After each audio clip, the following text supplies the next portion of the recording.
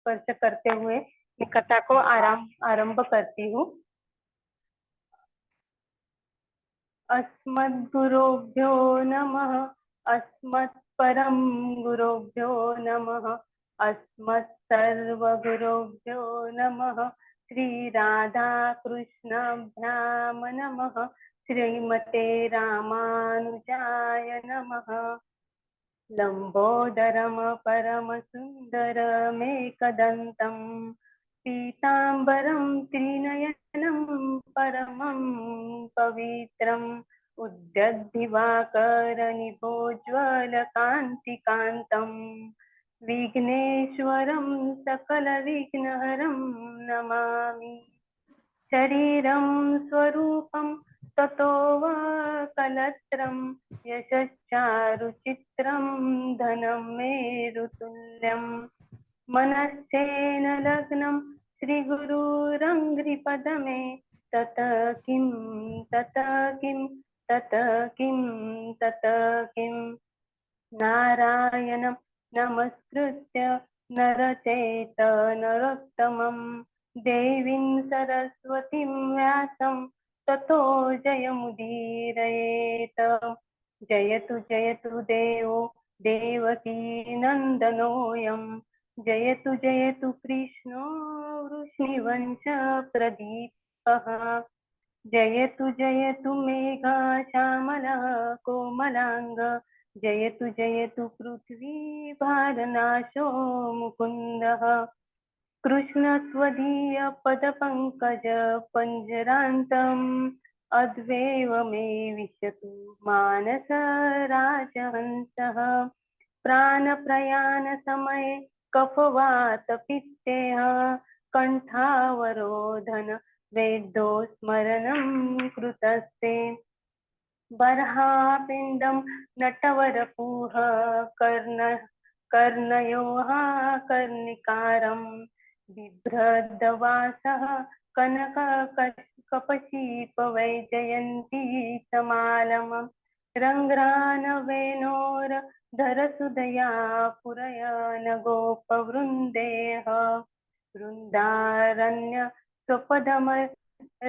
स्वपदरमणं प्रविशदगतकीर्तिः करारविन्दे परारविन्दं मुखारविन्दे विनिमेषयन्तं वटपत्रस्य पुटे शयानं बालं मुकुन्दं मनसा स्मरामि रामाय रामभद्राय रामचन्द्राय वेदसे रघुनाथाय नाथाय सीताया पतये नमः अंजनानन्दन वीरं जानकी शोकनाशं कपीशमक्षहन्तारं वन्दे लङ्का भयङ्करं मुखं करोति वाचालं पङ्गुं लङ्घयते गिरिं यत्कृपातमः वन्दे परमानंद माधवम भक्त भक्ति भगवंत गुरु चतुर नाम बपू एक इनके पद वंदन किए नासत विघ्न अनेक। भूमिका अनंत कोटि ब्रह्मांड नायक अच्युत कल्याण गुणगण निधान सर्वेश्वर सर्वादि पति अकारण करुणा वरुणालय अकारण करुणाकारक सकल जन कल्प छाप हारक परात्पर ब्रह्मम अनंत कोटि कंदर्प दर्प दलन पटियान निर्गुण निराकार सगुण साकार जगदेक बंधु करुणैक सिंधु सच्चिदानंद घन परमात्मा श्री कृष्ण एवं श्री राधा रानी जी के युगल चरण अरविंदों में दास का बारंबार प्रणाम। समुपस्थित भगवान भगवत भक्त भागवत कथा अनुरागी सज्जनों भक्तिमयी मातृशक्ति भगनी बांधवों को भी मेरा प्रणाम। भागवत किसे कहते हैं? जो भगवान का स्वरूप है उसे भागवत कहते हैं। जो भगवान की शब्दमयी मूर्ति है उसे भागवत कहते हैं। जो भगवान श्री कृष्ण ने उपदेश किया है उसे भागवत कहते हैं। जिसमें श्री कृष्ण के परम चरित्र का वर्णन किया गया है उसे भागवत कहते हैं। जिसमें श्री कृष्ण चित्र का वर्णन किया है उसे भागवत कहते हैं। जिसमें राधा रानी के गुप्त चरित्र का वर्णन किया है उसे भागवत कहते हैं। जिसमें भक्ति, ज्ञान और वैराग्य का वर्णन किया गया है उसे भागवत कहते हैं। जो भगवान संबंधित है और जो भगवान के भक्तों के संबंधित है उसे भी भागवत कहते हैं। द्वापर युग के अंत में जब भगवान श्री कृष्ण सृष्टि को छोड़कर और अपने धाम जा रहे थे, तब उद्धव जी ने भगवान श्री कृष्ण से पूछा कि भगवान आप तो अब ये धाम यहाँ से जा रहे हैं, इस धरा को छोड़ के जा रहे हैं, तो आपके बाद यहाँ पे जो आपके भक्त हैं, आपके प्रेमीजन लोग हैं, वो आपके बिना कैसे रह लेंगे? उनका आपके बिना कौन है यहाँ पे? उनका कैसे रह सकेंगे यहाँ पे? तब भगवान ने कहा कैसे रहेंगे? और उसके बाद उद्धव जी ने उनसे पूछा कि आपके जाते ही यहाँ पे कलयुग का आरंभ हो जाएगा, और कलयुग के आरंभ में आपका यहाँ पे कोई भी आपकी भक्ति करने वाला नहीं बचेगा, आपका भजन करने वाला कोई भी नहीं बचेगा, आपके गुण गाने वाला कोई भी नहीं बचेगा। इस वक्त अगर कोई नहीं बचा तो इस धरती पर सब अधर्मी हो जाएंगे, तो धरती माता किसके पास चली जाएगी? तो ये सब सुनकर भगवान श्री कृष्ण ने अपना जो तेज था वो संपूर्ण तेज उन्होंने श्रीमद् भागवत में अर्पण कर दिया, स्थापित कर दिया। और जैसे ये थी श्रीमद् भागवत कथा जिसमें पूरा भगवान का तेज है। भगवान जी को जो भागवत का जो ज्ञान है वो ऐसा नहीं कि कभी नहीं था और कभी नहीं होगा। भागवत का जो ज्ञान है वो भगवान की तरह ही अनादि अनंत है। जैसे भगवान का कोई अंत नहीं है, वैसे ही इस ज्ञान का वैसे ही इस भागवत का अंत नहीं है।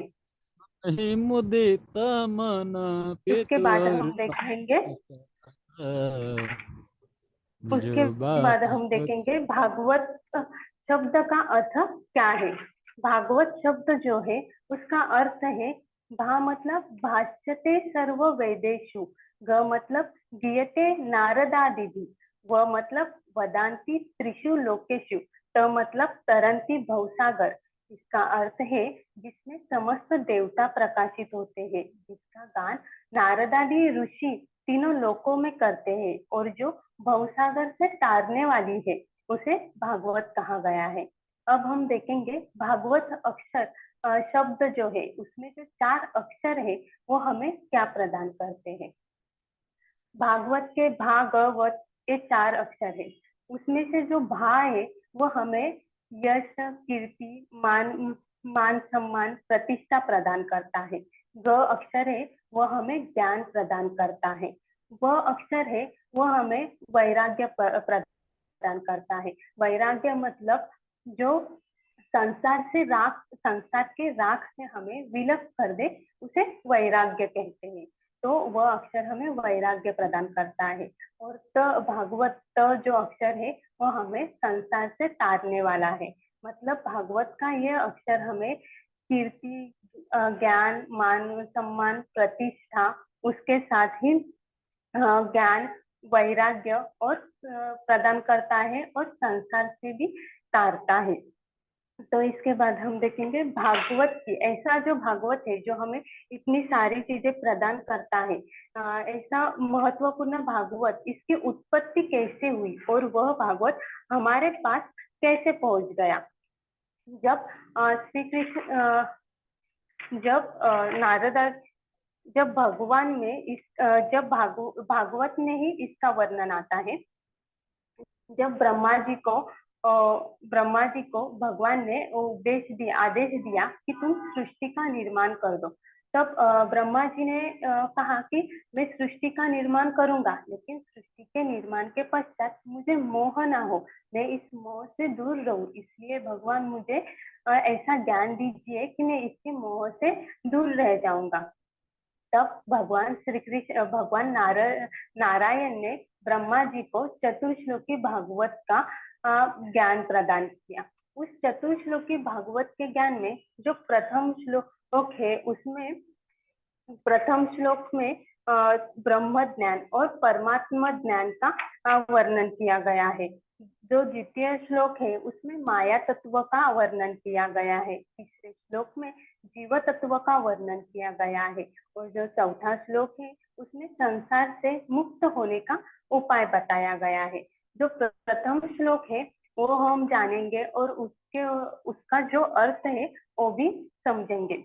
प्रथम श्लोक है, अहमेवासमेवाग्रे नान्यद यद सत सत परम पश्चादह यदेतच्च यो वशिष्येत सोऽस्म्यहम्। भगवान ने बताया है कि सृष्टि के आरंभ में भी मैं था और सृष्टि के अंत होने के बाद भी मैं रहूंगा। ये सृष्टि में जो सत्य और असत्य है वो भी मैं ही हूँ। अभी सृष्टि का जो दिव्य स्थिति है उसमें भी मैं ही हूँ और सृष्टि के चर आचर में मैं ही रहता हूँ। और इस सृष्टि पर प्रलय आने के बाद जो कुछ भी बचा रहता है प्रलय के पश्चात वो भी मैं ही होता है, मैं ही होता हूँ। द्वितीय श्लोक श्रीमद नारायण भगवान ने ब्रह्मा जी को बताया था, वो था ऋतेर्थ यत प्रतीयेत न प्रतीयेत सात्मनि त्वदीद्यादात्मनो मायां यथा भासो यथा तमः। इसका अर्थ है मूल तत्व आत्मा जो कि दिखलाई नहीं देती है, इसके अलावा सत्य जैसा जो भी प्रतीत होता है वह सभी माया है और आत्मा एक ही सत्य है। इसके अतिरिक्त जो भी आभास होता है वह अंधकार और परछाई के समान मिथ्या मानी गई है। यह भगवान नारायण ने ये द्वितीय श्लोक बताया था ब्रह्मा जी को। तृतीय श्लोक बताया था, यथा महान्ति भूतानि भूतेषु चावचेष्वनु प्रविष्टान्य प्रविष्टानि तथा तेषु न तेष्वहम्। इसका अर्थ है जिस प्रकार पंच महाभूत पृथ्वी, जल, अग्नि, वायु और आकाश संसार के हर छोटी बड़ी चीजों में स्थित होते हैं और उनमें स्थित होते हुए भी उन सबसे अलग रहते हैं, उसी तरह भगवान कहते हैं यहाँ सृष्टि पर जितने जीव है उन सब में मैं आत्मा के रूप में स्थित होता हूँ और और उनमें सब में स्थित रहते ही उसी तरह मैं सबसे अलग रहता हूँ।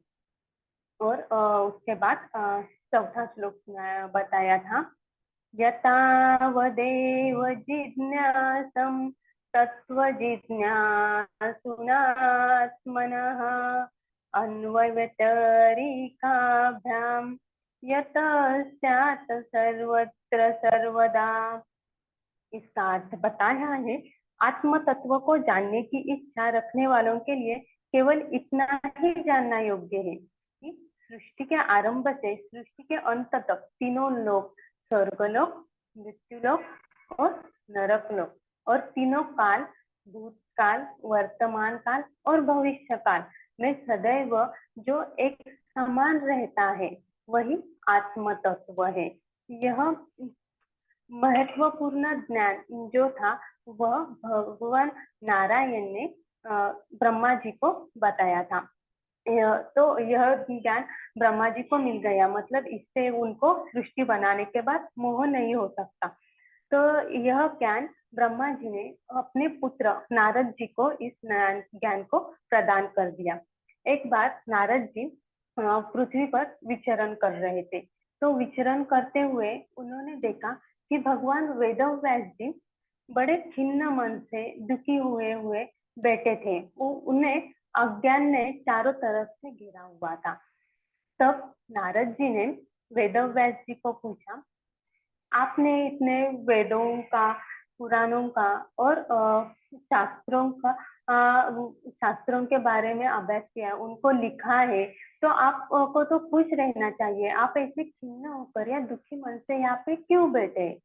तब उन्होंने वेदव्यास जी ने कहा, क्योंकि मैंने सब लिख लिया लेकिन मुझे संतुष्टि नहीं मिली। मुझे जो आनंद होना चाहिए था वो मुझे आनंद नहीं मिला। मैं मुझे उतनी खुशी नहीं हो रही है।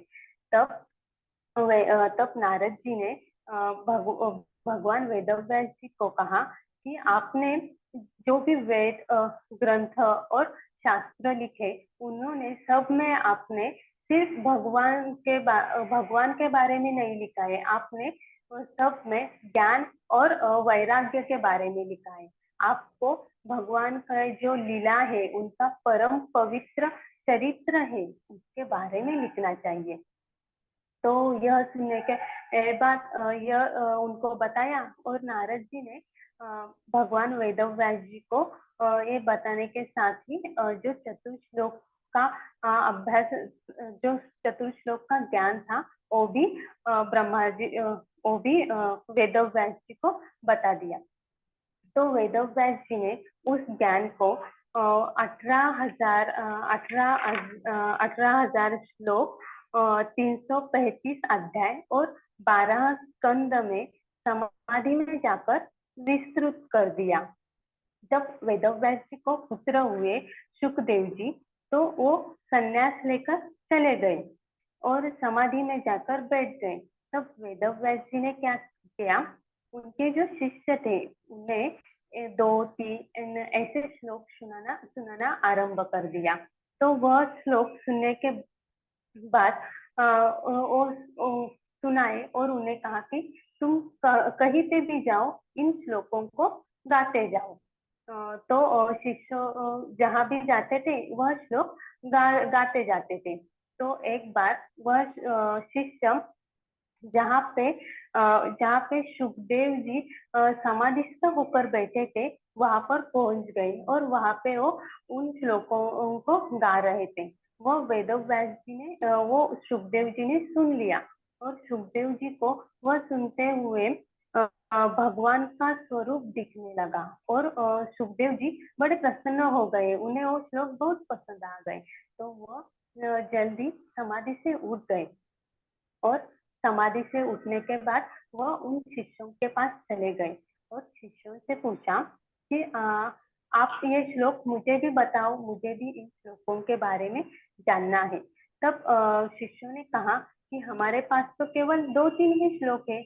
अगर आपको ज्यादा श्लोक सुनने हैं या ज्यादा श्लोकों के बारे में पता करना है, तो हमारे गुरुदेव जी के पास जाइए। हमारे गुरुदेव जी के पास 18,000 श्लोक है। तो सुखदेव जी बहुत प्रसन्न हो गए। उन्होंने सोचा, अगर दो तीन श्लोक सुन के मैं इतना प्रसन्न हो गया हूँ, तो 18,000 श्लोक तो मुझे सुनने ही चाहिए। तो सुखदेव जी ने पूछा कि आपके गुरु कौन है? तब शिष्यों ने बताया, हमारे गुरु तो वेदव्यास जी है। तब तो सुखदेव जी और प्रसन्न हुए, क्योंकि वेदव्यास जी तो उनके पिता थे। तो सुखदेव जी वेदव्यास जी के पास चले गए और उनसे भागवत का ज्ञान प्राप्त कर लिया। और यह ज्ञान प्राप्त करने के बाद जब कलयुग को शुरुआत होकर कलयुग के 20 साल बीत गए थे, तो 20 साल के पश्चात उन्होंने वही ज्ञान परीक्षित राजा को प्रदान किया। इस प्रकार भागवत कथा चलते आई है, एक युग से दूसरे युग तक, दूसरे युग से हम तक यह भागवत कथा पहुंच गई है। अब हम जानेंगे कि हमें हर चीज का महात्म्य पता होना बहुत जरूरी है। तो ऐसा क्यों? अभी भी हम सुन रहे हो, एक महात्म्य ही है।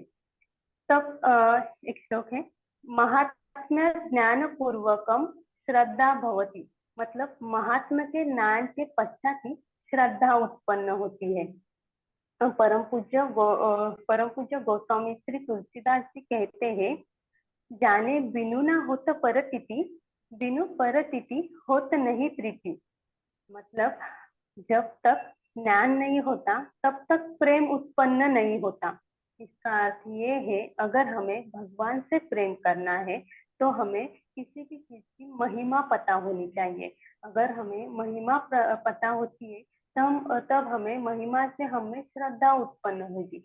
अगर हमारे मन में श्रद्धा है तो श्रद्धा से हमें ज्ञान पता चलेगा। और अगर हमें ज्ञान मिल गया तो ज्ञान पर ही हम उस पर हमारे मन में भगवान के प्रति प्रेम उत्पन्न होगा। इसलिए हमें भागवत का महात्म्य और महिमा जानना बहुत जरूरी है। तो हम अभी जो भागवत का प्रथम श्लोक है वह सुनेंगे। सच्चिदानंद रूपाय विश्वोत्पत्त्यादि हेतवे तापत्रय विनाशाय श्रीकृष्णाय वयं नुमः।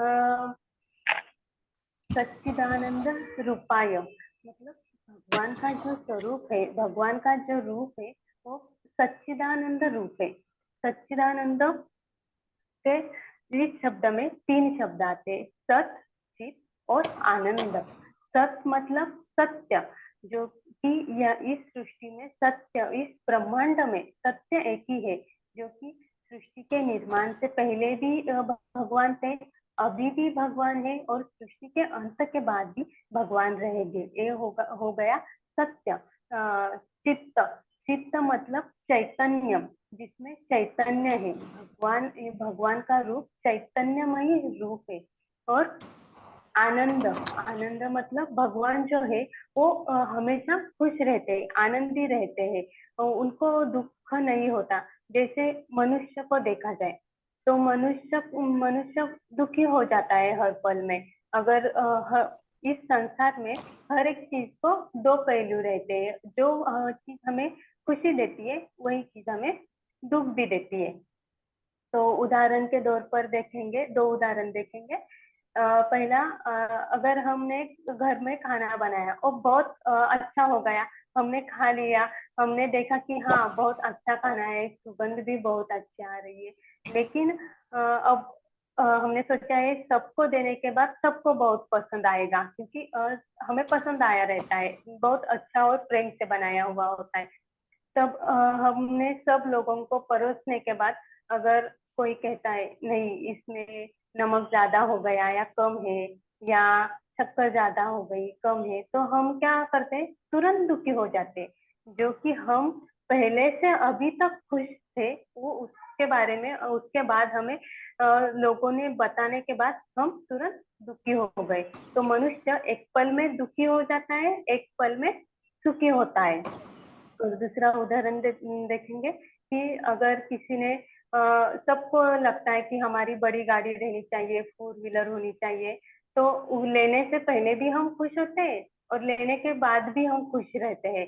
हाँ, तो वो खुशी हमारी बहुत होती है, लेकिन उसी गाड़ी का किसी ने शीशा तोड़ दिया या कुछ कर दिया उसे, तो हम इतनी बड़ी गाड़ी लेकर भी दुखी हो जाते हैं क्योंकि उसका शीशा टूट गया। तो इसका अर्थ है, जो गाड़ी हमें सुख दे रही थी वह गाड़ी हमें दुख भी दे रही है। लेकिन भगवान का ऐसे नहीं रहता। भगवान जो है उनका आनंदमय रूप रहता है। वो सृष्टि को बनाते हैं तो भी उनको उसका अहंकार नहीं आता, और सृष्टि का संहार करने के बाद भी वो दुखी नहीं होते। मतलब भगवान का रूप है, वो सच्चिदानंद रूप है। उसके बाद है विश्वोत्पत्त्यादि हेतवे।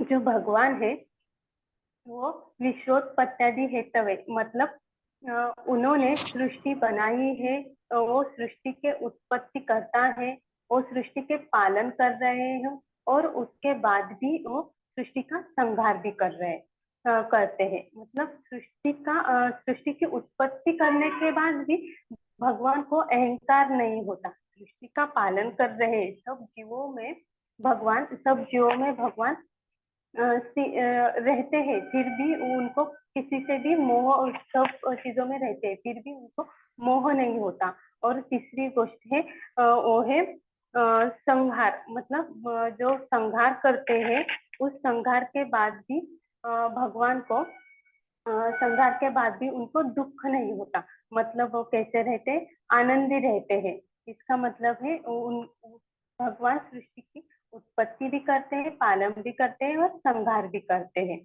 उसके बाद है तापत्रय विनाशाय। तापत्रय विनाशाय मतलब मनुष्य को 3 प्रकार के ताप रहते हैं, एक दैहिक, दैविक और भौतिक। जो दैहिक ताप है वो है मनुष्य के शरीर के बारे में, मतलब जो भी हम बीमार होते हैं या हमारे शरीर को जो भी तकलीफ होती है, अलग अलग बीमारियां, और है दैहिक ताप। दैविक दैविक ताप मतलब देवों के द्वारा दिए गए ताप, मतलब ग्रहों का भी हमारे ऊपर इफेक्ट होता है वो ताप, ऐसे दैविक ताप। और भौतिक भौतिक मतलब आजू बाजू के वातावरण से जो कुछ भी हमें ताप होते हैं उन सब तापों का भगवान विनाश करते हैं।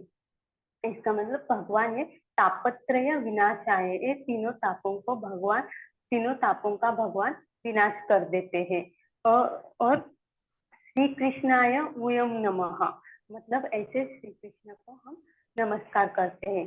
ये मतलब भगवान जो है सच्चिदानंद रूपाय विश्वोत्पत्त्यादि हेतवे तापत्रय विनाशाय श्री कृष्णाय वयम नमः। मतलब ऐसे जो श्री कृष्ण भगवान है उन भगवान को हम सब लोग नमन करते हैं। अगर अहम नमः रहता तो उसका अर्थ होता मैं नमस्कार करता हूँ। अगर आवम नमः होता तो उसका अर्थ है मैं और हम दोनों, मतलब और कोई, हम दोनों नमस्कार करते हैं। और वयम नमः मतलब हम सभी नमस्कार करते हैं। तो यहाँ पे दिया है श्री कृष्णाय वयम नमः मतलब ऐसे श्री कृष्ण भगवान को हम सभी नमन करते हैं। धन्यवाद। ये वक्तव्य हम भगवान के और गुरु जी के चरणों में अर्पण करते हैं। बहुत सुनीता, बहुत बढ़िया बेटी। बहुत अच्छा, बहुत आनंद आया। बहुत अच्छे से आपने इस वक्तव्य को प्रस्तुत किया। जैसा कि आपने कहा कि हिंदी हमको थोड़ा सा कमजोर है, लेकिन आपने बहुत बढ़िया शुद्धता के साथ और शुद्ध हिंदी के साथ आपने बहुत अच्छा वक्तव्य किया। ठाकुर जी कृपा हमेशा आपके ऊपर बनी रहे, सदा शिव की कृपा बनी रहे।